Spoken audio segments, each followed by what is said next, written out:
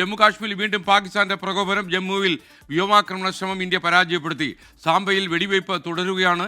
വിവരങ്ങളുമായി central news ഡെസ്കിൽ നിന്ന് ഏറ്റവും ലേറ്റസ്റ്റ് റിപ്പോർട്ട് എസ് വിജയകുമാർ നൽകും. വിജയകുമാർ, ഏറ്റവും ലേറ്റസ്റ്റായി വന്ന വിവരം എന്താണ്? ജമ്മു കാശ്മീരിൽ നിന്ന് രൂക്ഷമായ പാകിസ്ഥാൻ സൈനിക നീക്കത്തിന്റെ വിവരങ്ങളാണ് വരുന്നത്. ഇന്ത്യൻ പ്രതിരോധ സംവിധാനങ്ങൾ, വ്യോമ പ്രതിരോധ സംവിധാനങ്ങൾ അതിനെ ഫലപ്രദമായി തടുത്തിട്ടുണ്ട്.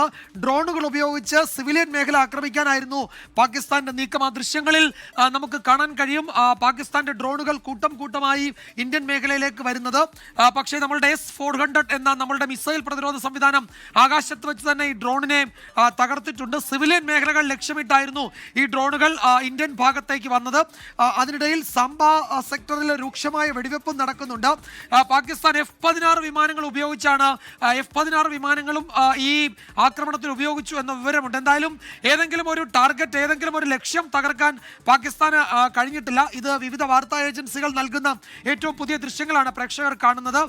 പാകിസ്ഥാന്റെ ഈ ദിവസങ്ങളിൽ തുടർച്ചയായി പാകിസ്ഥാൻ ഇന്ത്യൻ കേന്ദ്രങ്ങൾ ആക്രമിക്കാൻ ശ്രമം നടത്തിയിരുന്നു. ഇന്നലെ ഏതാണ്ട് 15 കേന്ദ്രങ്ങൾ, ഇന്ത്യയുടെ വിവിധ നഗരങ്ങളിലെ 15 കേന്ദ്രങ്ങൾ ആക്രമിക്കാനുള്ള ശ്രമമാണ് ഇന്ത്യയുടെ വ്യോമ പ്രതിരോധ സംവിധാനം തകർത്ത് തരിപ്പണമാക്കിയത്. ഏതാണ്ട് അതേ നീക്കം തന്നെയാണ് ഈ രാത്രി വൈകുന്നേരം ആവുമ്പോഴേക്ക് വീണ്ടും പാകിസ്ഥാൻ ഉപയോഗിക്കുന്നത്.